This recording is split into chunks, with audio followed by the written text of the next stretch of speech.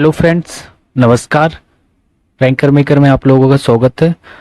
जैसे कि हम लोग देख रहे थे कि एनसीईआरटी आपका ये 6 से लेकर 12 तक का जो सीरीज चल रही है, इसमें हम लोगों ने क्लास 6, क्लास 7, क्लास 8 का और चैप्टर नंबर हम लोग 7 पे आ गए हैं। क्लास 7 8 का चैप्टर नंबर 7, जिसका नाम है आपका महिलाएं, जाति एवं सुधार।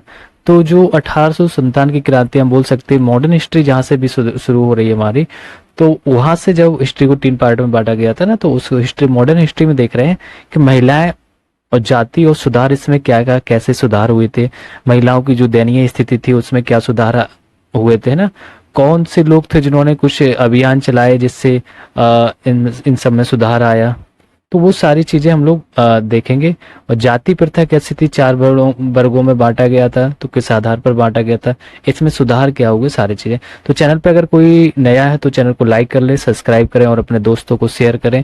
जिस किसी को भी अगर 2024, 25, आपका 26 कोई भी यूपीएससी एग्जाम देना है तो आप इस चैनल को सब्सक्राइब कर लें, क्योंकि आपको यहाँ पे एनसीईआरटी कंप्लीटली मिलने वाली है। तो और आप लोगों को थैंक यू ढेर सारा, क्योंकि आप लोगों ने 1K हमारे जो सब्सक्राइबर हैं, तो 1K प्लस सब्सक्राइबर आप लोगों ने करा दिए, इसके लिए थैंक यू। थोड़ा सा वॉचिंग टाइम और है, हो जाएगा कंप्लीट और चैनल अपना मोनेटाइज हो जाएगा। चलिए चैप्टर नंबर 7 को रीड करते हैं, देखते हैं क्या। महिलाएं, जाति एवं सुधार। तो क्या आपने कभी सोचा कि 200 साल पहले, अब ये ध्यान देना कि 200 साल पहले अगर हम देखेंगे तो वो पहुंच जाएंगे 18वीं शताब्दी में। 200 साल पहले बच्चों की जिंदगी कैसे रही होगी। आजकल मध्यवर्गीय परिवारों की ज्यादातर लड़कियां स्कूल जाती हैं और उनमें बहुत सारी लड़कियों के साथ पढ़ती हैं। बड़ी होने पर उनमें से बहुत सारी लड़कियां कॉलेजों और विद्यालय भी जाती हैं और विभिन्न प्रकार की नौकरियां करती हैं। कानूनन शादी के लिए उनका बालिग होना जरूरी है। 18 साल जो एज रखी गई है वो 18 प्लस होनी चाहिए। और कानून के अनुसार भी किसी भी जाति या समुदाय के व्यक्ति से शादी कर सकती है। मतलब यहाँ पे कास्ट सिस्टम नहीं है, आप इंटरकास्ट मैरिज कर सकती हैं। यहाँ तक कि विधवाएं भी दोबारा शादी कर सकती हैं। तो पहले क्या चेंजेस देखना है, पुराने समय के विधवाओं को अधिकार नहीं था, फिर धीरे धीरे राजा राम मोहन राय है ना, और विद्यासागर हैं, ढेर सारे लोग आए और जो महिलाएं थी कुछ उसमें है, तो सब लोग, ज्योतिबा फूले, इन सब, तो इन लोगों ने ये सारी चीजें मूवमेंट चलाए थे। पुरुषों की तरह भी सभी महिलाएं वोट डाल सकती हैं और चुनाव लड़ सकती हैं। तो बेशक सभी महिलाएं इन अधिकारों का उपभोग नहीं कर पाती, ठीक है, तो पहले नहीं कर पाती थी। गरीबों को शिक्षा के मौके मुश्किल से मिलते। लेकिन अगर हम आज की डेट में ये प्रेजेंट में देखें, ये सारी चीजें हैं, लेकिन ये 200 साल पहले जाएंगे तो ये सारी चीजें बिल्कुल से नहीं थी। अगर हम पुराने समय की अगर बात करें, देखो, एक अगर जो गरीब परिवार की महिलाएं थोड़ी तो ठीक भी थी, बट अगर हम यहाँ अमीर की बात करेंगे, इनकी महिलाएं तो घर से बिल्कुल से निकल नहीं पाती थी ना, एकदम पर्दा प्रथा था, एकदम घर के चार दीवारी के अंदर ही रहना उनको। गरीबों की क्या थी, चलो वो खेत में चले गई, खेती किसानी का ठीक है, पढ़ने लिखने का हक नहीं था, लेकिन एक अपने हस्बैंड के साथ खेतों में, तो आदमियों के साथ खेतों में काम करने जा सकती थी और ढेर सारे काम अंदर बाहर के कर लेती थी। लेकिन इनके पास तो बिल्कुल से नहीं। तो हम कह सकते हैं कहीं ना कहीं महिलाओं की पहले स्थिति, अमीर महिलाओं की स्थिति ज्यादा खराब थी, जो अमीर घराने की महिलाएं थी, है ना। 200 साल पहले हालात बहुत भिन्न थे। ज्यादा बच्चों की शादी बहुत कम उम्र में ही कर दी जाती थी। आपने देखा जैसे 13 साल की उम्र में झांसी की रानी की हो गई थी, और बहुत सारे लोग ऐसे हैं 13 या 9 साल में भी हो जाती थी। तो उस समय बहुत सारे लोगों की शादियां बहुत जल्दी हो जाती थी, मोस्टली लड़कियों की। अगर अभी भी आपकी दादी आदि हैं घर में पूछेंगे तो पता चलेगा बहुत पहले ही शादी हो गई थी। हिंदू मुसलमान दोनों धर्मों के पुरुष एक से ज्यादा पत्नियां रख सकते थे। हाँ, पहले ये नहीं था कि पुरुष ही वो मुस्लिम भी रखे, हिंदू मुस्लिम दोनों रख सकते थे। यहाँ तक कि विधवाओं को शादी करने का अधिकार नहीं भी है, लेकिन यहाँ हिंदू मुस्लिम एक से ज्यादा पत्नियां रख सकते थे। देश के कुछ भागों में विधवाओं से ये उम्मीद की जाती थी कि वे अपने पति की चिता के साथ जिंदा जल जाए। इसको बोल रहे थे क्या, सती प्रथा। तो ये सारे कुरीतियां भी थी हमारे समाज में। इस तरह से स्वेच्छा से या जबरदस्ती मार दी गई महिलाओं को सती कहकर महिमा मंडित किया गया था। बताइए, या तो उसको जबरदस्ती जिंदा जलाएंगे या उसको मार देते थे, फिर उसको महिमा मंडित करेंगे कि वो सती हो गई। सती शब्द का अर्थ है सदाचारी महिला। क्या होता है, सदाचारी महिला। संपत्ति पर भी महिलाओं के अधिकार बहुत सीमित थे। शिक्षा तक महिलाओं की प्राय कोई पहुंच नहीं थी। देश के बहुत सारे भागों में लोगों का विश्वास था कि अगर औरत पढ़ी लिखी होगी तो वह जल्दी विधवा हो जाएगी। इस टाइप की कुरीतियां, मानसिकता ही फैली थी। और कहीं ना कहीं देखो, ये जो भी पढ़े लिखे समाज वाले थे वो लोग ज्यादा ये फैला रहे थे कि आपको वहां तक पहुंचने ही नहीं देंगे कि महिला पढ़ी लिखी हो जाएगी। और खासकर जो भी महिला थोड़ी सी अगर इंग्लिश इंग्लिश वो पढ़ रही है, उस समय देखेंगे कोई भी तो कहें लो वो तो एकदम हमारी संस्कृति बोल रही है। सती बालथर सॉल्विन द्वारा बनाया गया ये चित्र देखो, इस चित्र में कैसे एक जिंदा महिलाओं को जलाया जा रहा है। या तो उसके देखो जो हस्बैंड खत्म हो गया उसका उसी की अर्थी पे बांध दिया जाएगा, या उसको कुछ ऐसी चीजें बेहोश करके रख दिया जाएगा, या अभी इसमें लिखा ही था कि उसको या तो मार के जलाया जाएगा, लेकिन उसको वो बाद में सती बोल लेंगे, बट ऐसा कर देते। तो भारत आने वाले यूरोपीय चित्रकारों द्वारा बनाई गई सती की बहुत सारी तस्वीरों में से यही एक है। सती प्रथा को पूर्वी समाजों की बर्बरता के सबूत के तौर पर देखा जाता था। तो ये पूर्वी समाज मतलब पूरब में जो भारत था वो कुरीतियां थी और ये बर्बरता के रूप में देखा जाता। इसलिए अंग्रेज लोग आएंगे, कुछ तो देखो अंग्रेजों ने ये इस टाइप की चीजों को, हमारे यहाँ जो कुरीतियां थी उनको दूर किया था। समाज में सिर्फ स्त्रियों और पुरुष के बीच ही फर्क नहीं था। ज्यादातर इलाकों में लोग जातियों में बटे हुए थे। ब्राह्मण और क्षत्रिय खुद को ऊंची जाति का मानते थे। इसके बाद व्यापार और महाजनी थे। व्यापारी आएंगे, महाजनी आदि से जुड़ी जातियां जिन्हें प्रायः वैश्य कहा जाता था। ठीक है, व्यापार हो या महाजनी उन्हें वैश्य कहते थे, इनका स्थान आता था। फिर काश्तकार, आपका जो बुनकर है, काश्तकार है, कुम्हार जैसे दस्तकार आते थे जिन्हें शूद्र कहा जाता था। तो पहले क्या हो गए, ब्राह्मण और क्षत्रिय दो। फिर हम उसके बाद बोलेंगे किसको, आपके जो महाजन लोग हैं वैश्य, मतलब फिर शूद्र। तो 4 कैटेगरी में इनको बांट देगा। तो ब्राह्मण क्षत्रिय तो कैटेगरी आपको पता है। वैश्य में कौन आते थे, व्यापार महाजनी। शूद्र में कौन आ जाएंगे, काश्तकार, बुनकर है, कुम्हार, दस्तकार, ये सब। तो इसी श्रेणी की सबसे निचली पायदान पर ऐसी जातियां थी जो गांवों शहरों को साफ सुथरा रखती थी, उनको सबसे नीचे कैटेगरी में रखता था। या ऐसे काम धंधे करती थी जिन्हें ऊंची जातियों के लोग दूषित कार्य मानते थे, यानी ऐसे काम जिसकी वजह से उनकी जाति भ्रष्ट हो जाती थी, भ्रष्ट थी। ऊंची जातियां निचले पायदान पर खड़ी इन जातियों के लोगों को अछूत मानती थी। इन लोगों को मंदिरों में प्रवेश करने, स्वर्ण जातियों के इस्तेमाल वाले कुओं से पानी निकालने या ऊंची जातियों के आधिपत्य वाले घाट तालाबों पर नहाने की छूट नहीं होती थी। उन्हें निम्न दर्जे का मनुष्य माना जाता था। अब हम यहाँ अगर 19वीं शताब्दी की बात करें, 19वीं और 20वीं सदी के दौरान इनमें से बहुत सारे कायदे कानून और नजरिए धीरे धीरे बदलते गए, लोगों के विचार बदले। तो आइए देखें कि ऐसा कैसे हुआ था, कैसे लोगों के विचार बदले। ठीक है, विचार जब भी बदलेंगे जब कुछ लोग आएंगे, पढ़े लिखे लोग, वो समाज को जागरूक करेंगे कि ऐसी चीजें, ये कुरीतियां हैं, इनको छोड़ना चाहिए, है ना। तो परिवर्तन की दिशा में उठते कदम, कहाँ से ये कदम उठे थे वो देखेंगे। तो 19वीं सदी की बात करें, 19वीं सदी की शुरुआत से ही हमें सामाजिक रीति रिवाजों और मूल्य जो मान्यताओं से संबंधित बहस, मुबाहिसे और चर्चाओं का स्वरूप बदला दिखाई देने लगा। लोगों की सोच बदलने लगी थी। बहस, मुहाबिस, चर्चाएं जो थी वो बदलने दिखाई देने लगी। इसकी एक अहम वजह यही थी कि संचार के नए तरीके विकसित हो रहे थे, संचार आ रहा था, समझ रहे ना। पहली बार किताबें, अखबार, पत्रिकाएं, तो ये सब छपना शुरू हो गई थी। पर्चे, पुस्तकें छप रही थी। ये चीजें न केवल पुराने साधनों के मुकाबले सस्ती थी, बल्कि उन पांडुलिपियों के मुकाबले ज्यादा लोगों की पहुंच में भी थी। अधिकतर लोगों तक ये पहुंचने लगी थी, जिनके बारे में आप कक्षा 7 में पढ़ चुके हैं। लिहाजा आम लोग भी उन चीजों को पढ़ सकते थे, उनसे बहुत सारे अपनी भाषाओं में लिख सकते थे। सबके पास जब अखबार आ रहा है तो सब लोग पढ़ेंगे, देखेंगे, पत्रिकाएं आ रही हैं और अपने विचार व्यक्त कर सकते थे। नए शहरों में तमाम तरह से सामाजिक, राजनीतिक हो, आर्थिक, धार्मिक मुद्दों पर पुरुषों और कभी कभी महिलाओं के बीच चर्चा होती रहती थी। इस टाइप के बात विचार होने लगे। ये चर्चाएं आम जनता तक पहुंच सकती थी और सामाजिक परिवर्तन के आंदोलनों से जुड़ी होती थी। इस तरह की बहसें अक्सर भारतीय सुधारकों और सुधार संगठनों की तरफ से शुरू होती थी। राजा राममोहन राय की बात करेंगे, ऐसे महान व्यक्तित्व 2-4 आएंगे जो बहुत सारी चीजों को परिवर्तन करेंगे, बताएंगे क्या। ठीक है, कुछ मूर्ति पूजक होंगे, कुछ नहीं होंगे, एकोस्वरवादी होंगे, अनेकोस्वरवादी होंगे, उससे मतलब नहीं, लेकिन उन्होंने समाज को एक ज्ञान के रास्ते में आगे बढ़ाया और ये एकदम दृढ़ थे, हाँ ये चीजें बदलनी है। तो राजा राममोहन की बात करेंगे बात करते हैं 1772 से लेके 1833 ईस्वी, इसी तरह के एक सुधारक थे, ये भी समाज सुधारक थे। उन्होंने कलकत्ता में ब्रह्म सभा, ध्यान देना इनके बारे में हमेशा कुछ ना कुछ पूछा जाता है, कौन सी सभा क्या था। तो इन्होंने कलकत्ता में ब्रह्मो सभा के नाम से एक सुधारवादी संगठन बनाया, जिसे बाद में ब्रह्मो समाज के नाम से, पहले ब्रह्मो सभा बनाया था, फिर ब्रह्मो समाज नाम से जाना जाने लगा।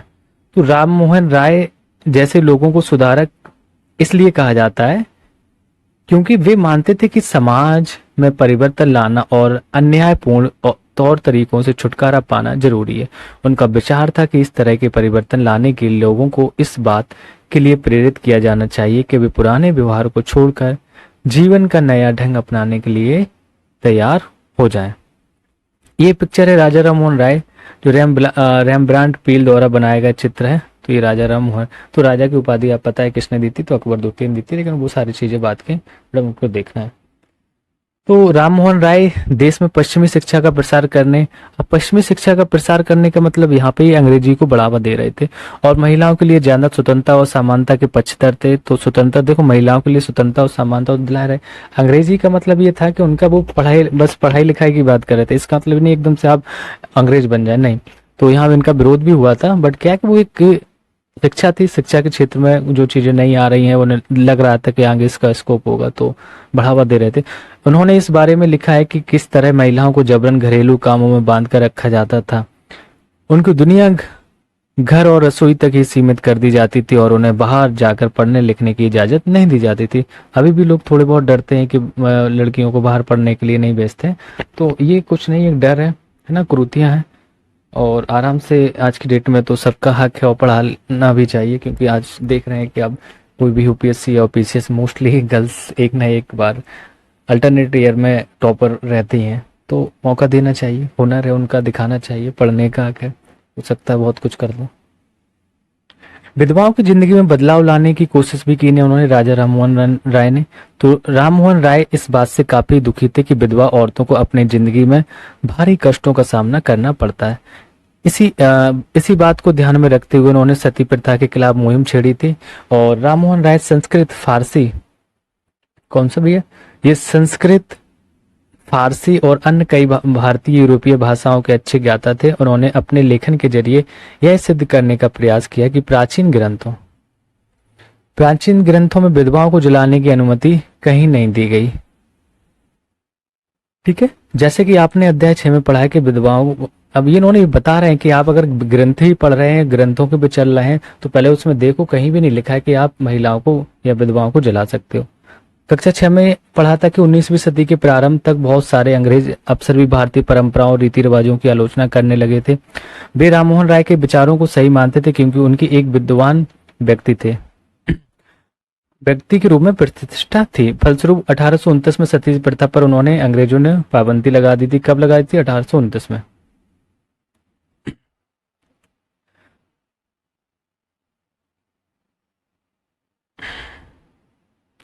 राममोहन राय ने इस अभियान के लिए जो रणनीति अपनाई उसे बाद के सुधारकों ने भी अपनाया। जब भी वे किसी हानिकारक प्रथा को चुनौती देना चाहते थे तो अक्सर प्राचीन धार्मिक ग्रंथों से ऐसे श्लोक या वाक्य ढूंढने का प्रयास करते थे। देखो, ये भी वेदों की ओर इसलिए भी उन्होंने भी कहा था कि लौटो, कि ये पुराने प्राचीन जो ग्रंथ थे उन्हीं के श्लोक लाते थे, उन्हीं से कहते थे भैया बता तो दो पुराने प्राचीन ग्रंथों में कहाँ लिखा है सती प्रथा होना चाहिए, कहाँ ऐसी चीज लगी। तो वो बताते थे कि वेदों की ओर लौटो, आप ठीक है पंडित हैं, ज्ञानी, तो वेदों को पढ़ो, उनको फॉलो करो, ये क्रूतियों को क्यों चला रहे हैं, प्रयास करते जो उनकी सोच का समर्थन करते थे। वो इसके बाद भी दलील देते थे कि संबंधित वर्तमान रीति रिवाज प्रारंभिक परंपरा के खिलाफ हैं, जो भी प्रारंभिक परिवर्तन था या परंपरा थे उसके सब खिलाफ है। ये एक पिक्चर है, देखिए क्या लिखा है कि यहाँ पे साइड से लिखा है कि कुंडों पर झूलने का त्योहार। ये एक त्योहार भैया, कुंडों पर ऐसे झूला जा रहा है। तो इस लोकप्रिय त्योहार में भक्त पारंपरिक अनुष्ठानों के तहत अजीब तरह से कष्ट सहने का अभ्यास करते थे। वे अपनी खाल में कुंडा भेदकर एक झूले पर लटक जाते थे। 19वीं सदी के पूर्वार्ध में जब यूरोपीय अफसरों ने भारतीय रीति रिवाजों और अनुष्ठानों को बर्बर कहकर उनकी आलोचना शुरू की, तो इस तरह की खास तौर से आलोचना की गई थी। तो ये सारी चीजें देखो, अंग्रेजों ने कुछ जो बुराइयां थी उनका भी किया था। देखो अभी हम लोग देखेंगे तो जो सांड वाला युद्ध होता था, है ना, कंट्रोल करने के लिए साउथ में, साउथ भारत में, तो वहां पे भी उस सरकार ने अभी रोक लगाई थी कि इसमें किसी की जान भी जा सकती है। अब इस टाइप के गेम हो रहे हैं तो इसमें भी जान चल सकती है। वो सती प्रथा था, इस टाइप की चीजों को रोक लगाई जाती थी।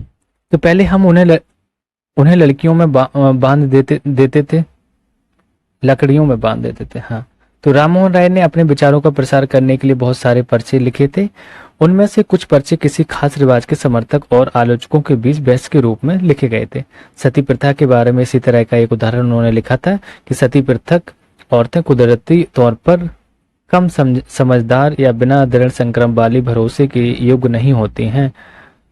उनमें से बहुत सारी खुद ही अपने पति की मृत्यु के बाद उसके साथ जाने की कामना करने लगती हैं, परंतु वे कहीं धधकती आग से भाग न निकले, इसलिए पहले हम उन्हें चिता की लकड़ियों में कस कर बांध देते हैं। बताइए, बांध के रखा जाता था, जिंदा किसी को जलाया जा रहा है। सिंपल सा, आप अगर जलाएंगे किसी को तो धधकती आग से क्या कूद के भागी जाएंगी। तो सती विरोधी की बात करते हैं बड़े। चलिए, आप लोगों ने महिलाओं को अपनी स्वाभाविक क्षमता का प्रदर्शन करने का सही मौका ही कब दिया, ये राजा राम मोहन राय जी कह रहे हैं। फिर भला तुम यह कैसे कह सकते हो कि उनमें समझ नहीं होती। अगर ज्ञान और शिक्षा के बाद भी कोई व्यक्ति ना समझ सकता हो या पढ़ाई गई चीजों का ग्रहण न कर पाए तो हम उसे अच्छा मान सकते हैं, परंतु अगर तुम औरतों को पढ़ने का मौका ही नहीं दोगे तो तुम उन्हें कमतर कैसे आंक सकते हो। ये पढ़ने दे नहीं रहे हो और कह रहे हो कि उनको वो ज्ञान की कमी रहती है। गतिविधि देख लेते हैं। ये संवाद 175 साल से भी ज्यादा पहले के हैं। आपने भी अपने आसपास महिलाओं के महत्व और क्षमताओं के बारे में तरह तरह के तर्क सुने होंगे, उन्हें लिखें, देखेंगे तब और अब की दलीलों में क्या फर्क आया।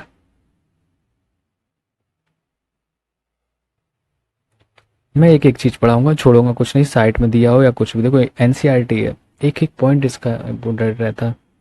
उदाहरण के लिए प्रसिद्ध सुधारक ईश्वर चंद्र विद्यासागर, ये प्रसिद्ध सुधारक थे आपके ईश्वर चंद्र विद्यासागर के बारे में भी देखते हैं, ने भी विधवा विवाह के पक्ष में प्राचीन ग्रंथों का सही हवाला दिया था। अंग्रेज सरकार ने उनका सुझाव मान लिया था। ठीक है, तो यहाँ पे अंग्रेज सरकार इनका सुझाव मानती है और 1856 में विधवा विवाह के पक्ष में एक कानून पारित कर दिया। जो विधवाओं के विवाह का विरोध करते थे उन्होंने विद्यासागर का भी विरोध किया और यहाँ तक कि उनका बहिष्कार भी कर दिया था। देखो किसने, अब यहाँ पे एक जो कानून बन रहा है कि विधवा विवाह के पक्ष में एक कानून पारित किया। जो विधवाओं के का विवाह का विरोध करते थे ये लोग क्या करेंगे, भैया ये विद्यासागर का भी विरोध कर रहे हैं। हाँ, यहाँ तक कि उनका बहिष्कार भी कर दिया। फिर 19वीं सदी के उत्तरार्ध तक विधवा विवाह के पक्ष में चलाया जा रहा आंदोलन देश के अन्य भागों में भी फैल गया था। फिर आंदोलन चलाया गया कि क्यों विधवाओं को जलाया जा रहा है, विधवा विवाह पुनर्विवाह आंदोलन चलाया जाएगा।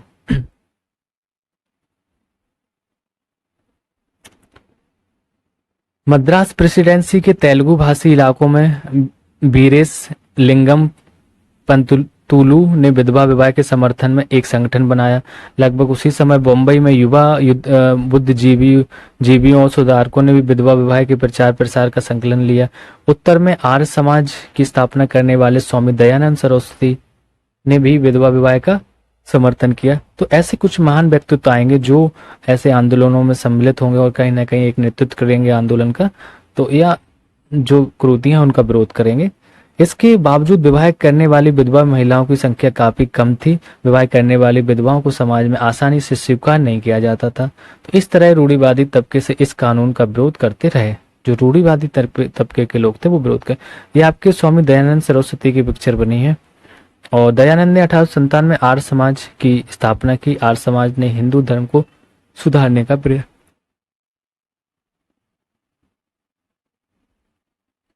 प्रयास किया था। ठीक है, ये ईश्वर चंद्र विद्यासागर की पिक्चर है। अब ये लड़कियों के लिए स्कूल की बात करेंगे तो लड़कियां स्कूल जाने लगती हैं।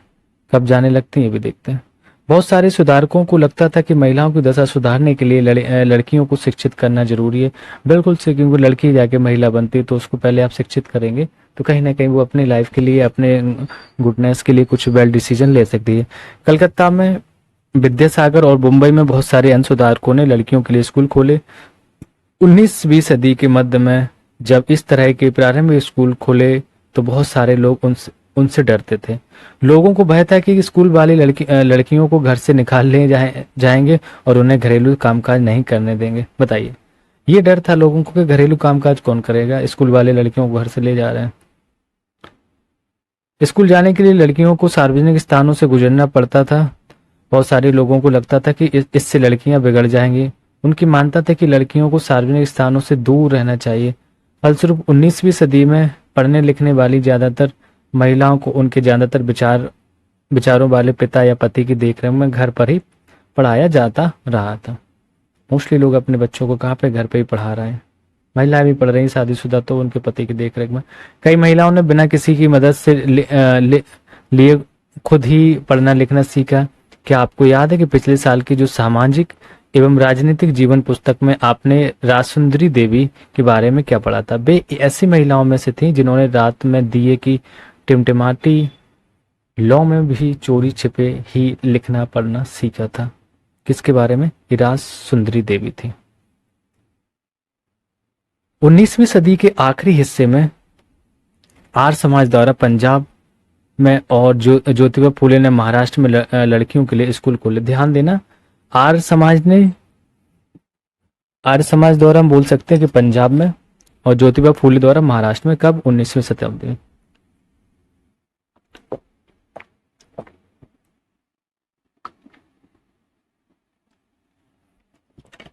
ठीक है, फिर हम बात करते हैं कि उत्तर भारत के कुलीन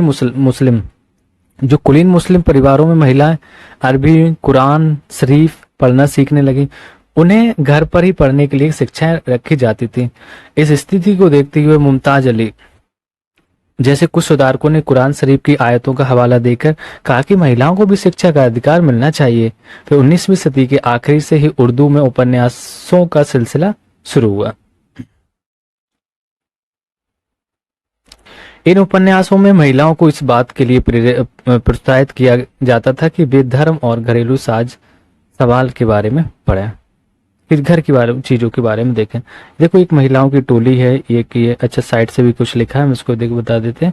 हिंदू महाविद्यालय की जो छात्राएं 1875 में दिखाया जा रहा है कि 19वीं सदी में जब लड़कियों के लिए स्कूल खोले गए तो आमतौर पर माना जाता था कि लड़कियों की पढ़ाई लिखाई लड़कों की पढ़ाई लिखाई से कम सख्त होनी चाहिए।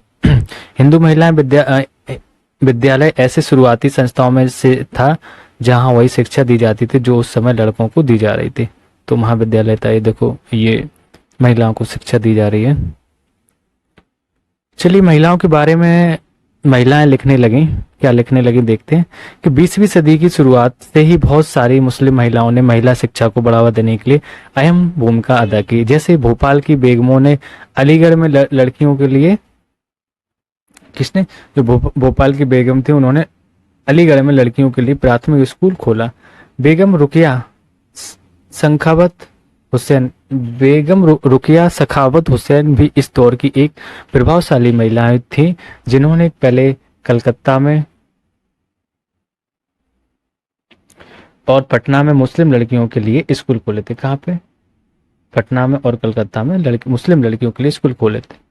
वह रूढ़िवादी विचारों की कटुआलोचक थी और उनका मानना था कि प्रत्येक धर्म के धार्मिक नेताओं ने औरतों को निचले दर्जे में रखा है। वो ऐसा नहीं कि वो मुस्लिम धर्म की बात करें, वो कह रही है प्रत्येक धर्म में जितने भी धार्मिक नेता हैं उन्होंने औरतों को निचले दर्जे में रखा है।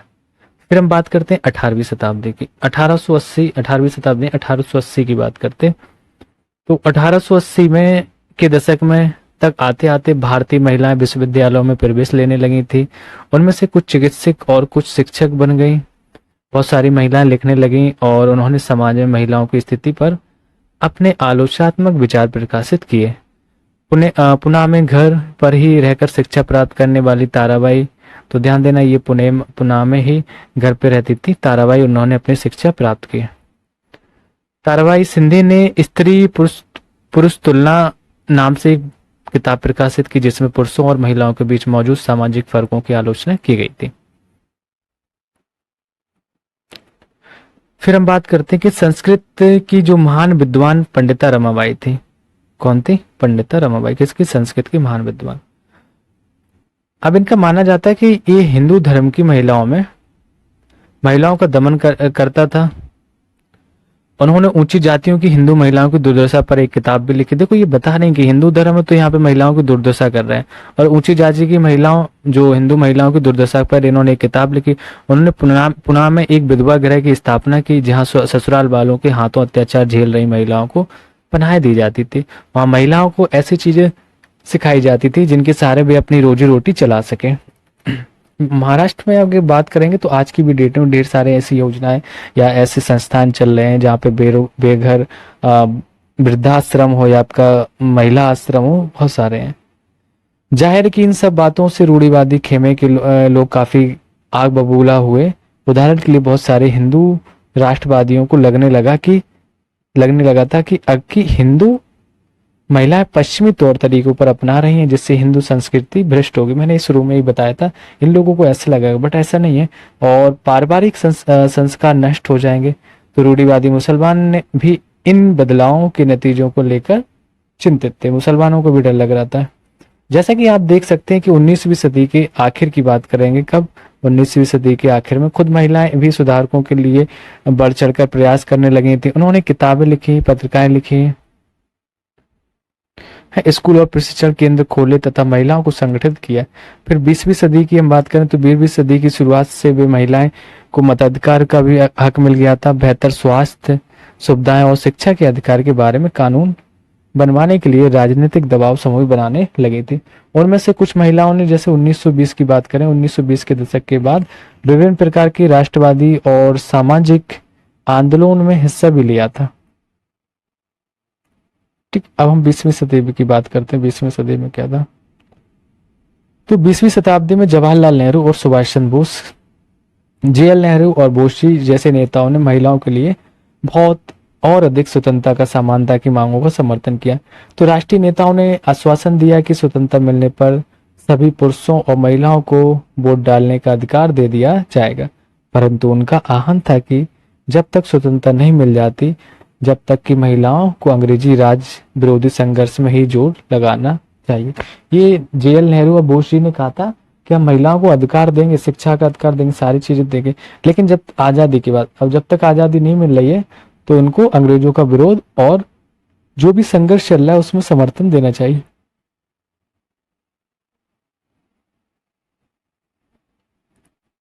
ये पंडिता रमाबाई की पिक्चर है, आप लोग देख सकते हैं। पंडिता रमाबाई है, ये महिलाओं वाला दिखा दिया था। बस साइड से जो लिखा है उसको देख लेते हैं।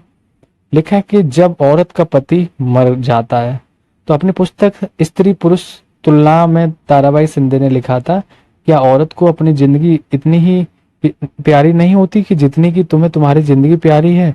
ये तो कुछ ऐसी बात हो गई मानो महिलाएं पुरुषों से बिल्कुल अलग चीजों से बनी हो, है ना? मानो वे धूल या चट्टानों या जंग लगे लोहे से बनी हो और तुम्हारी जिंदगी शुद्ध सोने की बनी हो। तुम मुझसे पूछते हो कि मेरा क्या मतलब है? मेरा मतलब यह है कि जब औरत का पति मर जाता है तो उसका क्या हास होता है, नाई जाता है और उसके लहराते बाल साफ कर देता है। वो भगवान, सिर्फ महिला है कि तुम्हारी आंखों को ठंडक पड़ जाए ना, सिर्फ इसलिए कि तुम्हारी आंखों को ठंडक पड़ जाए, इस वजह से उसे शादी ब्याह आबू भगत और उन शुभ अवसरों से बहिष्कृत कर दिया जाता है जहां विवाहित महिलाएं जाती हैं। और भला इन पाबंदियों की वजह क्या है? क्योंकि उसका पति मर चुका है, वह अभागी है, दुर्भाग्य उसके माथे पर खुदा हुआ है, उसका चेहरा देखा नहीं जाता या अशुभ होता है। ये ताराबाई शिंदे आलोचना करती हैं उस समय के समाज की, जो इतनी कुरीतियों से हमारा समाज लिपड़ा हुआ था। बाल विवाह विरुद्ध कानून आया था, तो उसके बारे में देखते हैं। देखो ये क्या है, एक पिक्चर किसकी बनी? जब तुम देखो कितनी छोटी सी बच्ची दिख रही है ना? तो ये बाल विवाह विरोधी कानून आता है। देखते हैं क्या है। महिला संगठनों के विकास तथा उन मुद्दों पर हो रहे लेखन की वजह से सुधारों के पक्ष में आवाज और मजबूत हुई। लोग बाल विवाह जैसी स्थापित परंपराओं को चुनौती देने लगे। केंद्रीय विधानसभा में बहुत सारे सांसद थे जिन्होंने बाल विवाह पर पाबंदी हेतु कानून बनाने के लिए संघर्ष किया। और फिर ये 1919 में बाल विवाह निषेध अधिनियम पारित किया गया। इस कानून के बारे में वैसी कड़वी बहसें और संघर्ष नहीं हुए जैसे पुराने सुधारवादी कानूनों के बारे में हुए थे। ठीक है, तो इस कानून के अनुसार 18 साल से कम उम्र के लड़के और 16 साल से कम उम्र की लड़कियों की शादी नहीं की जा सकती। बाद में यह उम्र बढ़ाकर 21 साल और 18 साल कर दी गई। और अभी भी अगर हम प्रेजेंट की बात करें तो ये इस पे फिर से कुछ बहस चल रही है संसद में कि इसकी उम्र जो है लड़कियों की 18 साल है, उसको 21 कर दिया जाए ना, लड़का लड़की 21 साल के होंगे। तो 8 साल की दुल्हन को देख रहे हैं ये चित्र में, देखो 8 साल की बच्ची और ये दुल्हन बनी हुई है ना। यह 20वीं शताब्दी की शुरुआत में एक बाल वधू का चित्र है। क्या आपको पता है कि आज भी हमारे देश में 20% से या प्रतिशत से ज्यादा लड़कियों की शादी 18 साल से पहले ही हो जाती है। जाति और समाज सुधार की बात करते हैं। क्या है जाति और समाज सुधार? तो हमने अभी जिन समाज सुधारकों का जिक्र किया उनमें से कई जातीय गैर बराबरी के भी विरोधी थे। राजा राम मोहन राय की बात करें, मोहन राय बोल दो या राजा राम मोहन राय ने जाति व्यवस्था की आलोचना करने वाले एक पुराने बौद्ध ग्रंथ, कौन सा बौद्ध ग्रंथ एक पुराने बौद्ध ग्रंथ का अनुवाद किया। प्रार्थना समाज भक्ति परंपरा का समर्थक था, जिसमें सभी जातियों की आध्यात्मिक समानता पर जोर दिया गया था। जाति उन्मूलन के लिए काम करने के लिए बंबई में 1840 में परमहंस मंडली, ये ध्यान देना कि परमहंस मंडली 1840 में गठन किया गया। इन सुधारकों और सुधार संगठनों के सदस्यों में से बहुत सारे ऊंची जातियों के लोग थे। गुप्त बैठकों में ये सुधारक भोजन और स्पर्श जैसे मामलों में जातीय कायदे कानून का उल्लंघन करते थे, जिनसे अपने जीवन में भी जाति पूर्वाग्रहों और बंधनों से निजात पा सके। तो वो अपने जीवन में ही इन सबसे निजात पाना चाहते थे, इस वजह से दुख छिप के ये अपने संगठन या बैठक करते रहते थे। कई लोग ऐसे थे जो जाति आधारित समाज व्यवस्था में होने वाले अन्याय के विरुद्ध थे। 19वीं सदी की बात करें, 19वीं सदी में ईसाई प्रचारक आदिवासी समुदाय और निचली जातियों के बच्चों के स्कूल खोलने लगे थे। इस प्रकार इन बच्चों को बदलती दुनिया में अपना रास्ता ढूंढने के नए साधन मिलने लगे थे। उसी समय बहुत सारे गरीब लोग शहरों से निकल रही नई नौकरियों की तलाश में गांव छोड़कर भी जा रहे थे। नए कारखानों और नगर पालिकाओं में नई नौकरियां निकल रही थी। कल्पना कीजिए कि इससे मजदूरी की कितनी मांग पैदा हुई होगी। शहरों में नालियां बनाई जाती थी, सड़कें बिछाई जाती थी, ये सब काम होते तो लोग करते थे, और इमारतों का निर्माण होना था और शहरों को साफ किया जाना था। तो इसके लिए कुलियों या खुदाई करने वालों, बोझा ढोने वाले, ईंट बनाने वाले, नालियां साफ करने वाले, सफाई कर्मियों, पालकी ढोने वाला, सक्सेस खींचने वाला, इन सब खींचने वालों की जरूरत थी। तो यह श्रम कहाँ से आया? इन कामों को संभालने के लिए गांव और छोटे कस्बों के गरीब शहरों की तरफ से जाने लगे। ठीक है, जहां मजदूरी की मांग पैदा हो रही थी, शहर जाने वालों में से बहुत सारे निम्न जातियों के लोग भी थे और कुछ लोग असम, मॉरिशस, त्रिनाद, इंडोनेशिया आदि स्थानों पर बागानों में काम करने भी चले गए। नए स्थानों पर काम अक्सर बहुत कठोर था, परंतु गरीबी और निचली जातियों के लोगों को यह गांव में सरवर जमींदारों द्वारा उनके जीवन पर दमनकारी कब्जे और दैनिक अपमान से निकलने का एक मौका था कि आप गांवदारी के काम छोड़ के बाहर करने लगे। चलिए ये पिक्चर देखते हैं क्या था। साइड से इधर कुछ था, ये हो गया था, नहीं कुछ नहीं था। एक पिक्चर बनी है, देखिए क्या है। एक कुली जहाज 19वीं शताब्दी में है और जॉन एलन नामक इस कुली जहाज के द्वारा भारतीय मजदूरों को मॉरिशस ले जाया जाता था, और जहां उन्हें तरह तरह के कठोर काम करने पड़ते थे। उनमें से ज्यादातर मजदूर निचली जातियों के होते थे। जूते कौन बना सकता है भैया बताइए? तो ये पिक्चर आपको दिख रही है, जूते कौन बना सकता है, इसके बारे में देखते हैं। चमड़े का काम करने वालों को परंपरागत रूप से नीची नजर से देखा जाता था, क्योंकि वे मृत पशुओं का चमड़ा निकालते थे। जिन्हें गंदा दूषित माना जाता है। पहले विश्व युद्ध के दौरान सेना के लिए जूतों की जबरदस्त मांग पैदा हो गई थी, परंतु चमड़े के कामों के प्रति जातीय पूर्वाग्रहों की वजह से केवल परंपरागत चमड़ा कामगार और मोची ही जूते और तैयार कर सकते थे। लिहाजा वे ज्यादा कीमत की मांग करने लगे और उन्हें काफी लाभ हुआ। पर ऐसे धीरे धीरे क्या होगा, तो हर तरह की जाति, अभी मोची को ही बनाया जा रहा है। अब पंडित हो, ब्राह्मण हो, क्षत्रिय, वैश्य, शूद्र सब होंगे कहीं ना कहीं, जिसमें उनको प्रॉफिट दिखेगा, सारे व्यापार के कार्य करने लगते। जूते बनाते मादिगा समुदाय के लोग हैं। 19वीं शताब्दी में ये दिख रहा है आंध्र प्रदेश में। मौजूदा आंध्र प्रदेश में मादिगा एक महत्वपूर्ण अछूत जाति रही है। वे पशुओं के शवों को साफ करने, चमड़ा तैयार करने और चप्पल जूतियां सीने में माहिर थे। ये आपको एक पिक्चर दिख रही है।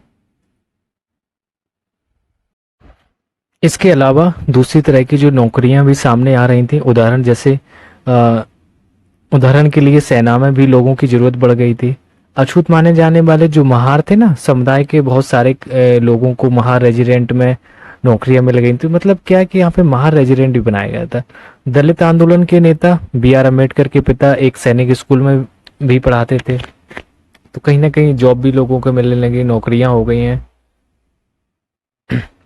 ये कक्षा में जगह नहीं है तो इस टाइप के देखने क्या कि बम्बई प्रेसिडेंसी 1829 की बात है कि वहां पे मैं अछूतों को सरकारी स्कूलों में घुसने नहीं दिया जाता था। जब उन्होंने इस अधिकार के लिए सख्ती से आवाज उठाई तो उन्हें कक्षा के बाहर बरामदे में बैठाकर सबक सुनने की इजाजत दे दी गई थी कि आप बरामदे में बैठाकर बस इसको सुनिए, ताकि वे कमरे को दूषित न कर सके जहां ऊंची जाति के लड़कों को पढ़ाया जाता था। इस टाइप की सोच थी पहले के लोगों की। जो क्रूतियां थी, हम बोल सकते हैं विचारधाराएं थी, तो बड़ी गंदी थी। देखो ये एक पिक्चर बनी जहाँ पे गुजरात के दुबला समुदाय के लोग बाजार के लिए आम ढोकर ले जा रहे हैं और दुबला मजदूर स्वर्ण मजदूरों के पास मजदूरी करते थे। स्वर्ण मतलब जो जमींदार तो होते थे, वे उनके खेत संभालते थे और जमींदार के घर आंगन में तमाम छोटे बड़े काम करते थे। ये देखो आम लेके जा रही है, बेचते। अभी भी आप गुजरात में जाएंगे तो रोड किनारे बहुत बड़ा बड़ा अच्छा सा आम, कैरी बोलते हैं उसको, बहुत अच्छा चलता है, बहुत टेस्टी रहता है। गतिविधि देखते हैं। कल्पना कीजिए कि आप स्कूल के बरामदे में बैठकर कक्षा में पढ़ाए जा रहे सबक सुन रहे थे, तब आपके दिमाग में किस तरह के सवाल पैदा होंगे। बताइए, आप बरामदे में बैठे क्लास में नहीं, कैसे कैसे विचार आएंगे आपको, कैसी हीन भावना लगेगी, लोगों कैसे टाइप के लोग हैं। कुछ लोगों को लगता था कि अछूतों को शिक्षा से पूरी तरह वंचित रखने के मुकाबले यह स्थिति फिर भी बेहतर थी। कि आप इस तरह से सहमत हैं? नहीं, कुछ लोगों की वो ये कह रहे हैं कि सोच थी कि इनको हम पूरी तरह से वंचित ना करके इनको सुनने के लिए तो मौका दे रहे हैं। तो गलत, तो देखो ये गलत ये भी था, ऐसा नहीं है कि। ठीक है, चलिए कुछ साइड से देखते हैं। लेकिन समानता और न्याय की मांग के बारे में देखते हैं। 19वीं सदी की बात है। 19वीं सदी के दूसरे तक जो गैर ब्राह्मण जातियों के भीतर से भी लोग जाति भेदभाव के खिलाफ आवाज उठाने लगे थे। उन्होंने सामाजिक समानता और न्याय की मांग करते हुए आंदोलन शुरू कर दिए थे। किसकी? सामाजिक जो समानता थी और उसकी और न्याय की मांग करने के आंदोलन शुरू कर दिए थे। मध्य भारत में सतनामी आंदोलन चला था आपका, जो आपका घासीदास ने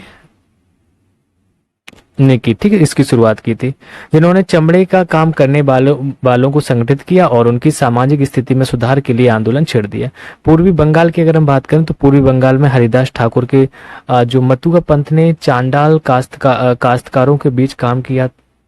फिर यहाँ से हम बात करेंगे, हरिदास ने जाति व्यवस्था को सही ठहराने वाले ब्राह्मणवादी ग्रंथों पर सवाल उठाया। किसने?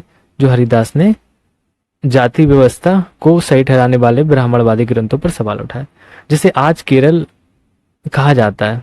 वहां यहीं पर एझावा जाति के श्री नारायण गुरु ने अपने लोगों के बीच एकता का आदर्श रखा। उन्होंने जातिगत भिन्नता के आधार पर लोगों के बीच भेदभाव करने का विरोध किया। उनके अनुसार सारी मानवता की एक ही जाति है। उनका एक महत्वपूर्ण कथन था कि ओरू जाति, कौन सी? ओरू जाति, ओरू मतम, औरु देवम मनुष्यानु, मानवता की एक जाति, एक धर्म, एक ईश्वर, इन सभी पंथों की स्थापना ऐसे लोगों ने की थी जो गैर ब्राह्मण या जातियों से थे और उनके बीच ही काम करते थे। उन्होंने इन आदतों और तौर तरीकों को बदलने का प्रयास किया, जो प्रभुत्वशाली जातियों का अपमान करने के लिए उकसाती थी। उन्होंने अधीनस्थ जातियों में भी स्वाभिमान का भाव पैदा करने का प्रयास किया था। ये पिक्चर देखो आप, दिख रही है, ये श्री नारायण गुरु जी की है। इन्होंने भी कहीं ना कहीं कुछ ऐसे आंदोलन चलाए थे। ज्योतिबा फूले की एक बुक थी, उसका नाम था गुलामगिरी। तो गुलामगिरी के बारे में ये हैं आपके, देखो ये आपके ज्योतिराव फूले हैं और इनकी ये बुक थी गुलामगिरी। तो गुलामगिरी में हम बात करते हैं क्या लिखा है इसके बारे में, थोड़े से थोड़ा जान लेते हैं। निम्न जाति के नेताओं में ज्योतिराव फूले सबसे मुख्य नेताओं में से थे। 1827 में जन्मे फूले ने ईसाई प्रचारकों द्वारा खोले गए स्कूलों में शिक्षा पाई थी। बड़े होने पर उन्होंने जाति आधारित समाज में फैले जो अन्याय के बारे में अपने विचार व्यक्त किए। उन्होंने ब्राह्मणों के इस दावे पर खुलकर हमला बोला कि आर होने के कारण वे औरों से, किससे, आर होने के कारण वो औरों से, फूले का तर्क था कि आर विदेशी थे। इनका क्या कहना था? फूले जी कहते थे कि जो आर होने के कारण वे औरों से श्रेष्ठ हैं, है ना। और फूलों का तर्क था कि जो आर हैं वो विदेशी थे, जो उपमहाद्वीप के बाहर से आए थे, और उन्होंने इस मिट्टी के असली वारिसों मतलब आर्यों के आ जाने से पहले यहाँ जो रह रहे मूल निवासियों को हराकर उन्हें गुलाम बना लिया था। जब आर्यों ने अपना प्रभुत्व स्थापित कर लिया तो वे पराजित जनता को नीच या निम्न जाति वाला मानने लगे, मतलब जिनको हराया था। फूले के अनुसार ऊंची जातियों का उनकी जमीन और सत्ता पर कोई अधिकार नहीं है, क्योंकि वो तो नीची जाति के लोगों से न छीनी है। यह धरती यहाँ के देसी लोगों की कथित निम्न जाति के लोगों की ही है, इनका कहना ये था। तो फूले ने दावा किया कि आर्यों के शासन से पहले यहाँ स्वर्ण युग था। कैसा युग था? उन्होंने कहा कि स्वर्ण युग था। आर्यों को क्या मान रहे हैं? जो बाहर से लोग आए हुए थे। तब योद्धा किसान जमीन जोतते थे और मराठा देहात पर न्याय संगत और निष्पक्ष तरीके से शासन करते थे। उन्होंने सुझाव दिया कि शूद्रों मतलब श्रमिक जो जातीय है और अति शूद्रों मतलब अछूत को जाति भेदभाव खत्म करने के लिए संगठित होना चाहिए। फूले द्वारा स्थापित किए गए सत्यशोधक समाज नामक संगठन ने जातीय समानता के समर्थन में मुहिम चलाई थी। ठीक है, तो इन्होंने यहाँ पे सत्यशोधक समाज जो नामक संगठन में जातीय समानता के समर्थन में एक मुहिम भी चलाई। मैं यहाँ और तुम कहाँ देखते हैं क्या है इसमें। फूले उच्च जाति के नेताओं के उपनिवेशवाद के विरोधी, राष्ट्रवाद के भी आलोचक थे। उन्होंने लिखा है कि ब्राह्मणों ने अपने धर्म की वह तलवार छिपा ली है जिसने लोगों की समानता का गला काट दिया है, और अब वे देश के महान देशभक्त बने घूम रहे हैं। वे हमारे शूद्र मुस्लिम और पारसी नौजवानों को यह सलाह देते हैं कि अगर हम ऊंच नीच के बारे में अपना सारा लड़ाई झगड़ा बंद करके एकजुट नहीं होते तो हमारा देश कभी उन्नति नहीं कर पाएगा। यह एकता उन्हीं के फायदे में है, क्योंकि इसके बाद दोबारा यह स्थिति पैदा हो जाएगी और मैं यहाँ और तुम वहाँ। समझ रहे हो ना। फिर से इन्हें ये थॉट कहे हैं कि अभी जब अंग्रेज लोग, इनका कहना है कि जब अंग्रेज लोग अत्याचार कर रहे हैं, आप एकता की बात करो। जैसे चुनाव आता है ना सिंपल सा, तो फिर वहां पे छुआछात वाला कुछ भी नेता लोग नहीं देखेंगे, नहीं उसके बाद देखेंगे जातिगत जनगणना होगी, आरक्षण की बात होगी, वो होंगे। तो यही चीजें पहले, क्योंकि फिर तो वो नेता वोट बैंक का सीधा सा फंडा है, सीधे समझे। तो 1873 में जब फूले ने गुलामगिरी नामक एक किताब लिखी बोल सकते हैं, इससे लगभग 10 साल पहले अमेरिकी गृह युद्ध हो चुका था। इसके फलस्वरूप अमेरिका में दास प्रथा खत्म कर दी गई थी, और फूले ने अपनी पुस्तक उन सभी जो अमेरिका में चीजें हो रही थी, जो अमेरिकियों को समर्पित की, जिन्होंने गुलामों को मुक्ति दिलाने के लिए संघर्ष किया था। इस तरह उन्होंने भारत की निम्न जातियों और अमेरिका के काले गुलामों की दुर्दशा को एक दूसरे से जोड़ दिया। जैसा कि उस उदाहरण से पता चलता है कि फूले ने जाति व्यवस्था की अपनी आलोचना को सभी प्रकार की गैर बराबरी से जोड़ दिया था। वह उच्च जाति महिलाओं की दुर्दशा, मजदूरों की मुसीबतों और निम्न जातियों की अपमानपूर्ण हालत के बारे में गहरे तौर पर चिंतित थे। जाति सुधार का यह आंदोलन 20वीं सदी में भी पश्चिम भारत में बी.आर. अम्बेडकर ने, तो कब 20वीं सदी में पश्चिम भारत में बी.आर. अम्बेडकर और दक्षिण भारत में ई.वी. रामास्वामी नायकर जैसे महान दलित नेताओं के नेतृत्व में ये चलता रहा। फिर हम बात करते हैं मंदिरों में कौन जा सकता है। भैया ये मंदिरों में भी इनको पाबंदियां थी, तो हम लोग देख लेते हैं क्या है। तो मंदिरों में कौन जा सकता था? तो अम्बेडकर एक महार परिवार में थे। कौन से परिवार से थे? ये महार परिवार से थे। बचपन में उन्होंने इस बात को बहुत नजदीक से देखा कि रोजाना की जिंदगी में जातीय भेदभाव और पूर्वाग्रह क्या होता है। स्कूल में उन्हें कक्षा के बाहर जमीन पर बैठना पड़ता था। उन्हें स्वर्ण बच्चों द्वारा इस्तेमाल किए जाने वाले नलकों से पानी पीने की इजाजत नहीं थी। स्कूल की पढ़ाई पूरी करने के बाद उन्हें उच्च अध्ययन के लिए अमेरिका जाने हेतु फेलोशिप मिल गई थी। फिर ये 1919 में जब भारत लौटने पर, देख लो अम्बेडकर जी की कहानी है, 1919 में भारत लौटने पर उन्होंने समकालीन समाज में उच्च जो जाति सत्ता संरचना पर काफी लिखा। और सन 1927 में, कब? 1927 में अम्बेडकर ने मंदिर प्रवेश आंदोलन शुरू किया, है ना, और जिसमें महार जाति के लोगों ने बड़ी संख्या में हिस्सा लिया। ब्राह्मण पुजारी जो भी थे इस बात पर बहुत आग बबूला हुए कि दलित भी मंदिर की जलाशय का पानी इस्तेमाल कर रहे हैं। तो केवल मोस्टली देखो ब्राह्मण पंडित ही थे, ये सब यही कर रहे थे और ज्यादा कुछ नहीं था। 1927 से लेकर 1935 तक के बीच अम्बेडकर ने मंदिरों में प्रवेश के लिए ऐसे 3 आंदोलन चलाए। ठीक है, वह पूरे देश को दिखाना चाहते थे कि समाज में जातीय पूर्वाग्रह की जकड़ कितनी मजबूत है। तो साइड में कुछ देख लेते हैं क्या लिखा था, ऊपर भी देख लेते हैं। यहाँ 2 लाइन लिखी थी, स्रोत 3 को ध्यान से पढ़ें। इसमें लिखा है कि मैं यहाँ और तुम वहां से ज्योतिराव फूले का क्या आशा है। समझ रहे हैं ना, जो मैंने बताया था, सत्ता का हाँ नेता बन जाएंगे, फिर जहां तुम थे वहीं रहोगे, वो वहां पहुंच जाएंगे। तो हम भी इंसान हैं। 1927 में अम्बेडकर ने कहा था कि अब हम सिर्फ ये साबित करने के लिए तालाब पर जाना चाहते हैं कि औरों की तरह हम भी इंसान हैं। हिंदू समाज का 2 मुख्य सिद्धांतों, समानता और जातिवाद की समाप्ति पर पुनर्गठित किया जाना चाहिए। तो उन्होंने कहा कि हिंदू समाज को केवल 2 चीजों पे समानता होनी चाहिए, जातिवाद, ये सब समाप्त होना चाहिए। समाप्ति के बाद ही चीजों को पुनर्गठित किया जाना चाहिए। विचार अच्छे थे। ये मदुरै मंदिर का प्रवेश द्वार है, जो आपको दिख रहा है, टॉमस डेनियल द्वारा बनाया गया था 1792 में। मंदिर प्रवेश आंदोलन से पहले अछूतों को इस तरह के प्रवेश द्वारों के आसपास भी भटकने नहीं दिया जाता था।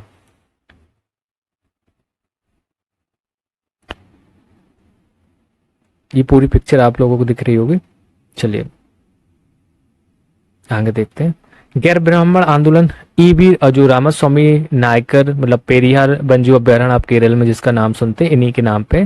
तो ईबी रामास्वामी नायकर की एक पिक्चर दिख रही है आपको, तो इनके बारे में थोड़ा सा रीड करते हैं। क्या गैर ब्राह्मण आंदोलन में इनका क्या योगदान रहा था? 20वीं सदी के आरंभ की बात है। कब? 20वीं सदी के आरंभ में गैर ब्राह्मण आंदोलन शुरू हुआ और यह प्रयास उन गैर ब्राह्मण जातियों का था जिन्हें शिक्षा, धन और प्रभाव हासिल हो चुका था। उनका तर्क था कि ब्राह्मण तो उत्तर से आए उन आक्रमणकारियों के वंशज हैं जिन्होंने यहाँ के मूल निवासियों, देसी द्रविड़ नस्लों को हराकर दक्षिणी भूभाग पर विजय हासिल की थी। उन्होंने सत्ता पर ब्राह्मणवादी दावे को चुनौती दी थी। क्या कहा इन्होंने? देखो इन्होंने भी वही पुरानी बातों को कहा कि उनका कहना था कि यह प्रयास उन गैर ब्राह्मण जातियों को था जिन्हें शिक्षा, धन और प्रभाव हासिल हो चुका था। उनका तर्क था कि ब्राह्मण तो उत्तर से आए उन आक्रमणकारियों के वंशज हैं जिन्होंने यहाँ के मूल निवासियों, देसी द्रविड़ नस्लों को हराकर दक्षिण पूर्व भाग पर विजय हासिल की थी। उन्होंने सत्ता पर ब्राह्मणवादी दावे को चुनौती दी। ये पेरियार जी के विचार हैं। अब देखो विचार हम लोग इन्हीं से सीख सकते हैं, लेकिन क्या सच था क्या नहीं एक लोग की बुक से कुछ भी माना जाता है, वो सोर्सेस मैच करने पड़ते हैं। पेरियार के नाम से प्रसिद्ध ईबी रामास्वामी नायकर एक मध्यवर्गीय परिवार में पले बड़े थे। अपने प्रारंभिक जीवन में सन्यासी थे। ये तो प्रारंभ से ही सन्यासी थे। उन्होंने संस्कृत शास्त्रों का गंभीरता से अध्ययन किया। बाद में कांग्रेस के सदस्य बने, परंतु जब उन्होंने राष्ट्रवादियों द्वारा आयोजित की गई एक दावत में देखा कि वहां बैठने के लिए जातियों के हिसाब से अलग अलग इंतजाम किया हुआ था, तो उन्होंने हताश होकर पार्टी छोड़ दी। इस दावत में निम्न जाति और उच्च जातियों के लिए अलग अलग बैठने का इंतजाम किया गया था। पेरियार की समझ में आ चुका था कि अछूतों को अपने स्वाभिमान के लिए खुद लड़ना होगा।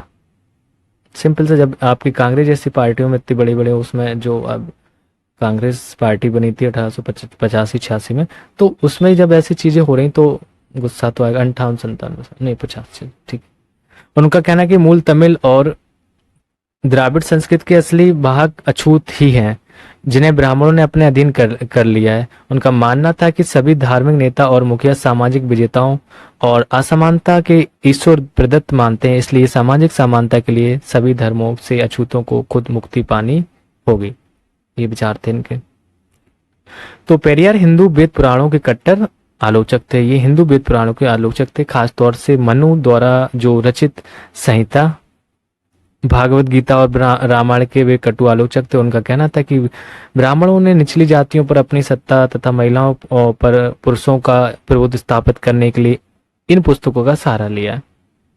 ये दलित, मतलब इनका देख रहे विचार, ये कह रहे हैं कि ये पुस्तकों को सहारा लेकर उन्होंने ब्राह्मणों ने अछूतों के ऊपर, गरीबों को फिर अपना तानाशाही बनाए रखे है ना, प्रभुत्व स्थापित किया। ये दलीलें लोगों को सहज रास नहीं आई। निम्न जातीय नेताओं के भाषणों, विचारपूर्ण लेखन और आंदोलन से उच्च जातीय राष्ट्रवादी नेताओं के बीच कुछ आत्ममंथन और आत्मलोचन की प्रक्रिया शुरू हुई, परंतु रूढ़िवादी हिंदू समाज ने भी उत्तर में सनातन धर्म सभाओं तथा भारत धर्म महामंडल और बंगाल में ब्राह्मण सभा। तो उत्तर में कौन सा था आपका? उत्तर में आपका सनातन धर्म, देखो मैं फिर से अंडरलाइन करके आपको बता देता हूँ। उत्तर में सनातन धर्म और तथा भारत धर्म महामंडल, बंगाल में आपका ब्राह्मण सभा जैसे संगठनों के जरिए इन रुझानों को सख्ती से विरोध किया। इन संगठनों का मकसद यही था कि हिंदू धर्म में जातीय ऊंच नीच को जो महत्व दिया जाता है उस पर कोई जांच ना आए। वे साबित करना चाहते थे कि इस बात को धार्मिक ग्रंथों में भी मान्यता मिली हुई है। औपनिवेशिक काल के बाद भी जाति के सवाल पर बहस और संघर्ष चलते रहे और ये आज भी जारी है। चलिए साइड से देख लेते हैं क्या है। महिलाओं के बारे में पेरियार जी लिखते हैं कि पेरियार ने लिखा था कि तारा मुकुतरम जैसे शब्दों के आगमन के बाद हमारी महिलाएं अपने पतियों के हाथों की कठपुतली बन गई थी। हमें ऐसा पिताओं के संरक्षण में जीना पड़ा जो अपनी बेटियों को सलाह देते कि उन्हें पतियों को उपहार में दिया जा चुका है और अब वे अपनी पति के घर का हिस्सा है। यह संस्कृत के साथ हमारी घनिष्ठता का परिणाम है। ये पेरियार द्वारा रचित है। पेरियार चिंतानाय काइकल से उद्गत है। ये गतिविधि क्या थी? तो आज भी जाति इतना विवादास्पद मुद्दा क्यों बनी हुई है? औपनिवेशिक काल में जाति के विरुद्ध सबसे महत्वपूर्ण आंदोलन कौन से थे? ये सारी चीजें बतानी है। चलिए आगे देखते क्या सुधारों के लिए जो संगठित होना था, कौन कौन से संगठन बने, कौन किसने चलाए थे। ब्रह्मो समाज की बात करेंगे तो ये केशव चंद्र सेन ब्रह्मो समाज के मुख्य नेताओं में से एक थे। इस साइड में आपको जो दिख रहे हैं एक केशव चंद्र सेन जी। तो ब्रह्मो समाज की स्थापना की बात करें तो इसकी स्थापना 1830 में की गई थी। यह संस्था सभी प्रकार की मूर्ति पूजा और बलि के विरुद्ध थी। तो देखो मूर्ति पूजा और बलि के विरुद्ध, दोनों के विरुद्ध थी। और इसके अनुयायी जो उपनिषदों में विश्वास रखते थे, किसमें विश्वास करते थे? उपनिषदों में। इसके सदस्यों को अन्य धार्मिक प्रथाओं या परंपराओं की आलोचना करने का अधिकार नहीं था। ब्राह्मो समाज ने विभिन्न धर्मों के आदर्शों, खासतौर से जो हिंदू और ईसाई धर्म के विचारों की आलोचनात्मक व्याख्या करती हो, उनके नकारात्मक और सकारात्मक पहलुओं पर प्रकाश डाला था।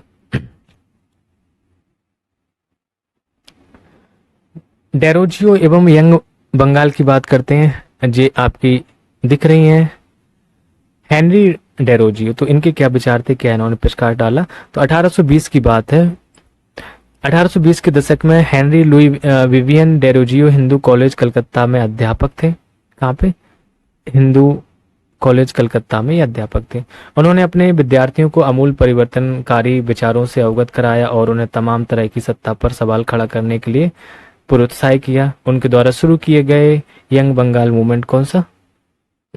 यंग बंगाल मूवमेंट में उनके विद्यार्थियों ने परंपराओं और रीति रिवाजों पर उंगली उठाई, महिलाओं के लिए शिक्षा की मांग की और सोच व अभिव्यक्ति की स्वतंत्रता के लिए अभियान भी चलाया था इन्होंने, हेनरी डेरोजियो ने।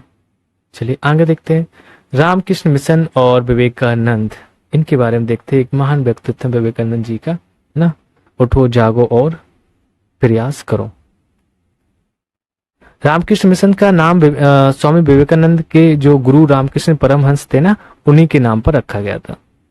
तो इनके गुरुजी कौन थे विवेकानंद के? तो ये स्वामी विवेकानंद के जो गुरु थे रामकृष्ण परमहंस के नाम से जाना।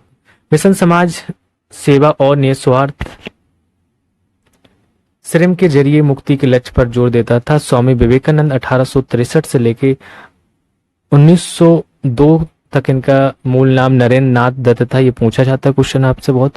इन्होंने श्री रामकृष्ण की सरल शिक्षाओं को अपने प्रतिभाशाली संतुलन आधुनिक विचारधाराओं से जोड़कर संपूर्ण विश्व में प्रसारित किया। 1893 में 1893 में शिकागो में जो विश्व धर्म संसद में उन्हें सुनने के बाद, कहाँ पे सुना था? 1893 में ये गए थे विश्व धर्म संसद में। इनको सुनने के बाद न्यूयॉर्क के जो हेरोल्ड ने विवरण दिया कि ऐसे विद्वान राष्ट्र में धर्म प्रचारकों को भेजना कितना मूर्खतापूर्ण है। वास्तव में स्वामी विवेकानंद आधुनिक समय के पहले भारतीय थे जिन्होंने विश्वव्यापी स्तर पर वेदांत दर्शन के धार्मिक गौरव को पुनर्स्थापित किया, लेकिन उनका उद्देश्य केवल धर्म की व्याख्या करना नहीं था। अपने देशवासियों की निर्धनता और दुर्दशा से उन्हें अतिशय दुख हुआ। उनका यह दृढ़ विश्वास था कि कोई भी सुधार तभी सफल हो सकता है जब जनसमूह की दशा उन्नत हो। अतः भारत में लोगों को उन्होंने रसोई घर के धर्म की संकीर्ण चारदीवारी से बाहर निकालने और राष्ट्र की सेवा में एकजुट होने का आह्वान किया था। इस आह्वान द्वारा भारतीय राष्ट्रवाद की जो प्रारंभिक व्यवस्था में उन्होंने असाधारण योगदान दिया, किंतु राष्ट्रवाद के बारे में उनका भाव संकीर्ण नहीं था कि लोग सोचते थे कि इनकी जो भाववाद है वो संकीर्ण था। ऐसा नहीं था कि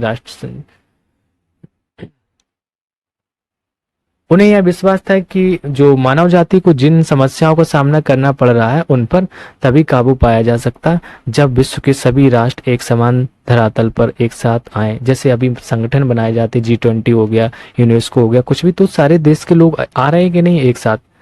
अतः एक समान आधुनिक विरासत के आधार पर उन्होंने युवाओं को एक होने का उपदेश दिया। इस युद्धोधन में वह वास्तव में नई विचारधारा के प्रतीक और भविष्य के लिए एक महान व्यक्ति का स्रोत बन गए थे। अब हम बात करेंगे प्रार्थना समाज की। तो प्रार्थना समाज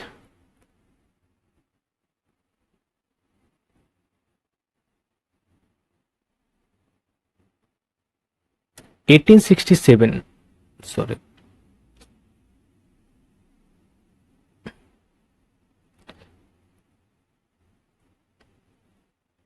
चलिए डिस्प्ले है ले आप देख लेंगे। 1867 में बंबई में स्थापित प्रार्थना समाज में जातीय बंधनों को खत्म करने और बाल विवाह को उन्मूलन के लिए प्रयास किया गया। प्रार्थना समाज ने महिलाओं की शिक्षा को प्रोत्साहित किया और विधवा विवाह पर लगी पाबंदी के खिलाफ आवाज उठाई। उसकी धार्मिक बैठकों में हिंदू, बौद्ध और ईसाई ग्रंथों पर विचार विमर्श किया जाता था। ये आपका प्रार्थना समाज से रिलेटेड चीजें थी। हम देख रहे हैं वेद समाज।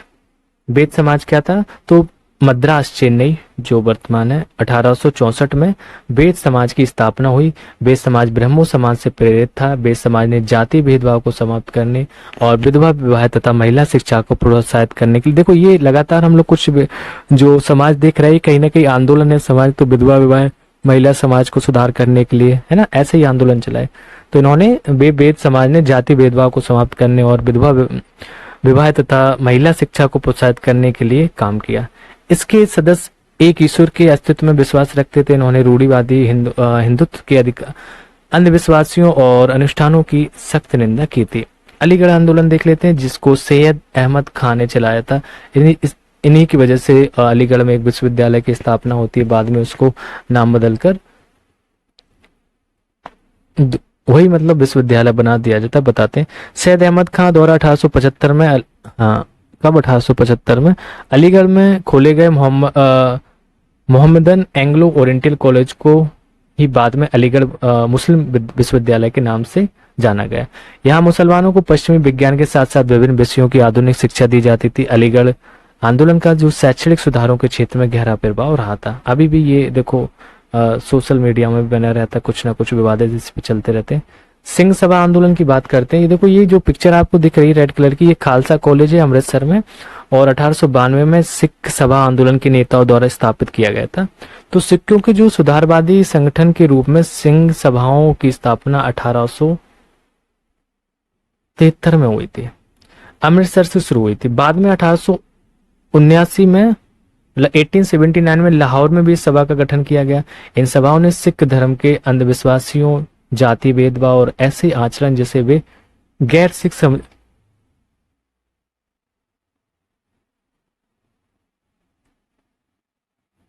जाति भेदभाव और ऐसे आचरण जैसे वे गैर सिख समझती थी से मुक्त कराने का प्रयास किया। उन्होंने सिखों को शिक्षा के लिए प्रोत्साहित किया, जिसमें अक्सर आधुनिक ज्ञान के साथ साथ सिख धर्म के सिद्धांतों को भी पढ़ाया जाता था। ये अमृतसर के कॉलेज की बात की गई।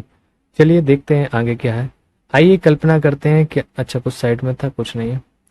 चलिए पहले आप कल्पना कर लीजिए, मान लीजिए कि आप रुकिया हुसैन द्वारा स्थापित किए गए एक स्कूल में पढ़ाते हैं। आपकी कक्षा में 20 लड़कियां हैं। अपनी कल्पना के आधार पर इस स्कूल में किसी एक दिन हुई चर्चाओं का विवरण करें। तो आप बता सकते हैं। फिर से याद करने कुछ चीजें हैं। प्रसार किया गया, तो ये क्या था, ये सारी चीजें हम लोगों को जाननी है।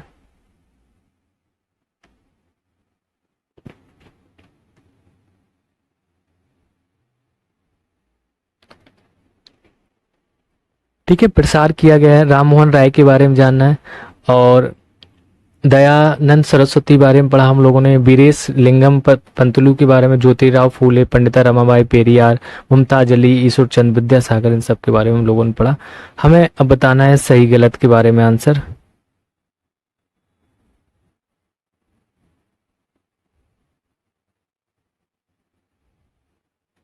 लिखा है कि जब अंग्रेजों ने बंगाल पर कब्जा किया तो उन्होंने विवाह, गोद लेने, संपत्ति उत्तराधिकार आदि के बारे में नए कानून बनाए। ये गोद लेने, विवाह के बारे में तो कुछ तो सही बोल सकते कि बंगाल पर जब कब्जा किया था। यहाँ पे तो देखो आपको विधवा पुनर्विवाह वाले में तो आ गया था। हाँ, गोद लेने के लिए भी बनाया था। जैसे बताया ना कि जैसे लोग भड़क रहे थे, तो 1857 की क्रांति के बाद ऐसा लग रहा था कि ये सैनिक कभी भी भड़क सकते हैं, तो वो गोद लेने के लिए नए कानून बना देते। ये आपका सही हो जाएगा। समाज सुधारकों को सामाजिक तौर तरीकों में सुधार के लिए प्राचीन ग्रंथों से दूर रखना पड़ता था। नहीं, ऐसा तो गलत है, क्योंकि ये सब कोई बात नहीं कि जो समाज सुधारक थे वो लोगों प्राचीन ग्रंथ की ओर ही तो ले जा रहे थे लोगों को, कि ऐसा लिखा ही नहीं गया। यहाँ तो ब्राह्मण लोग हम लोगों को गुमराह किए। सुधारकों को देश के सभी लोगों का पूरा समर्थन मिलता था। सभी लोगों का तो नहीं था, गरीब वर्ग के लोग थे ना, ब्राह्मण लोग तो नहीं थे। बाल विवाह निषेध अधिनियम 1829 में पारित किया था, बिल्कुल सही है। तो ये आपके सही गलत हो गए। चलिए इनके क्वेश्चन और देख लेते हैं। अभ्यास प्रश्न है आपके। पहला प्रश्न देखते हैं, प्राचीन ग्रंथों के ज्ञान से सुधारकों को नए कानून बनाने में किस तरह से मदद मिली। तो हमें ये जो प्राचीन ग्रंथ थे, इनसे जो नए कानून बनाए गए, उसमें क्या मदद मिली थी। तो लिख सकते हैं कि जो सर्वप्रथम हम लोगों ने देखा कि राजा राममोहन राय जैसे जो समाज सुधारक थे, इन्होंने जो अन्य जो जो सुधारकों में जैसे प्राचीन ग्रंथ है ना, इनका तो सहारा लिया ही थे। जब भी ये किसी जो हानिकारक प्रथा की अगर बात करते थे, उनको चुनौती भी दे देते और कहते थे प्राचीन ग्रंथों में देखिए ये ग्रंथ कहाँ लिखे हैं, ये कहाँ पे श्लोक लिखे, और कोई भी एग्जाम्पल देना होगा तो आपको श्लोक हैं ये सब लाते थे और वाक्यों को खोजने की कोशिश करते थे। उनकी जो रीति रिवाज है ना, सर्वोच्च का समर्थन करना, सच्चाई क्या है ना, और इसके बाद जो दलील देते थे कि संबंधित वर्तमान रीति रिवाज प्रारंभिक से कैसे अलग है। ऐसे हम लिख सकते हैं बना के। दूसरा क्वेश्चन है आपका, लड़कियों को स्कूल ना भेजने के पीछे लोगों के पास कौन कौन से कारण होते थे, बताइए। Question number 4।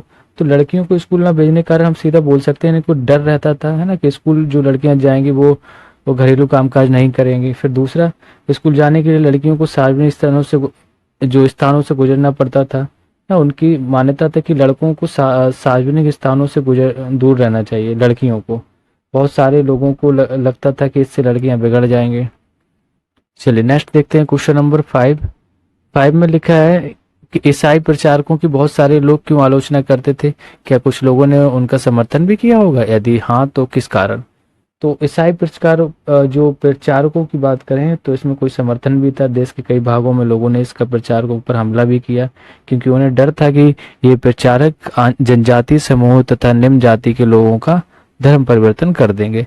हाँ, कुछ लोगों ने ईसाई धर्मों का जो समर्थन भी किया था, जो बता सकते हैं कौन कौन, जैसे जो प्राचीन जनजातीय लोगों तथा निम्न जाति के लोगों के लिए स्कूलों की स्थापना कर रहे थे। इन लोगों के बच्चों के पास इससे कुछ ज्ञान एवं जो निपुणताएं आ रही थी, तो जिनके सहारे वे बदलती दुनिया में अपने लिए रास्ता बना रहे थे, तो कुछ लोग समर्थन भी करेंगे। क्वेश्चन नंबर 6 में लिखा है कि अंग्रेजों के काल में ऐसे लोगों के लिए कौन से नए अवसर पैदा हुए जो निम्न मानी जाने वाली जातियों से संबंधित थे। तो 6 वाले का आंसर हो जाएगा, शहरों में नौकरी के नए नए अवसर सामने आ रहे थे और नए स्थापित कारखानों तथा नियमों में नौकरी मिल रही थी, मिलों में, है ना। मजदूरों जैसे कुल्लियों, खुदाई करने वाले, बोझा ढोने वाले, ईंट बनाने वाले, नाली की सफाई करने वाले, ये सारे जो जमींदार और रिक्शा खींचने वालों की दिनों दिन मांग बढ़ती जा रही थी। और फिर असम जैसे मॉरिशस, इंडोनेशिया के बागानों में नौकरी के अवसर भी मिल गए थे ना। ईसाई प्रचारकों ने जनजाति तथा निम्न जाति के बच्चों के लिए स्कूल की भी स्थापना कराई थी, तो कुछ अच्छे भी काम हो रहे थे। नेक्स्ट है कि ज्योतिराव और अन्य सुधारकों ने समाज में जातीय असमानताओं की आलोचनाओं को किस तरह सही ठहराया। तो ज्योतिराव फूले की बात करें तो इन्होंने 1873 में, जो फूले ने गुलामगिरी एक जो नामक अपनी एक पुस्तक लिखी थी, तो उसमें वो कहती है कि इस घटना के करीब 10 वर्ष पहले अमेरिकी गृह युद्ध हुआ था, जिसमें अंततः अमेरिका में गुलामी या की जो प्रथा का अंत हुआ था। यही कारण है कि फूले ने अपनी पुस्तक गुलामगिरी को अमेरिका में गुलामी प्रथा के विरुद्ध आंदोलन करने वालों को समर्पित किया था। क्वेश्चन नंबर 8 लिखा है, फूले ने अपनी पुस्तक गुलामों की आजादी के चल रहे अमेरिकी आंदोलन को समर्पित क्यों किया था। तो देखो, पहले तो किया था, अब क्यों किया था ये भी देखना है हमें। आंसर वही सिमिलरिटीज का हो जाएगा। आप हमसे लिख सकते हैं कि वहाँ पे लोगों ने गुलामी के खिलाफ आंदोलन चलाए थे, महिलाओं को छूट दिलाई थी। क्वेश्चन नंबर 9 देख लेते हैं, मंदिर प्रवेश आंदोलन के जरिए अम्बेडकर क्या हासिल करना चाहते थे। तो देखा हमने अम्बेडकर जी के बारे में कि 1927 से लेकर 1935 के बीच अम्बेडकर ने मंदिरों में प्रवेश के लिए ऐसे 3 आंदोलन चलाए थे। वे दूसरे देश को दिखाना चाहते थे कि समाज में जातीय पूर्वाग्रहों की जकड़ कितनी मजबूत है। वे अपने महार जाति के लोगों को मंदिर में प्रवेश का हक दिलाना चाहते थे और सामाजिक भेदभाव समाप्त करना उनका उद्देश्य था, ऐसे बोल सकते। नेक्स्ट क्वेश्चन नंबर फिर से 10 लिखा है कि ज्योतिराव फूले और रामास्वामी नायकर राष्ट्रीय आंदोलन की आलोचना क्यों करते थे। क्या उनकी आलोचना से राष्ट्रीय संघर्ष में किसी तरह की मदद मिलेगी। हाँ, मदद भी मिली और संघर्ष भी उनका बहुत मतलब जन्मिक रहा था राष्ट्रीय संघर्ष में, क्योंकि यहाँ से निम्न जाति हैं, जो गरीब जाति के हैं, दलित वर्ग के लोग हैं, अछूत लोग हैं, इनको जो समाज मानता था, उनमें बहुत सारे विचार आए, पढ़ने लिखने का उनको अवसर मिला, उनको हक मिले। उनका कहना ये था, जो आर्य लोग हैं जो बाहर से आए हुए हैं, तो इन्होंने हम लोगों की, गरीब लोगों की जमीन छीन के यहाँ पे बस गए, समझ रहे। तो ऐसे इनके सारे विचार थे। चलिए मिलते हैं नेक्स्ट क्लास में। आप लोगों का थैंक यू 1000 सब्सक्राइबर कराने के लिए, और फिर चैनल को अपना लाइक करें, शेयर करें, जुड़े रहें रैंकर मेकर के साथ। मिलते हैं नेक्स्ट क्लास में।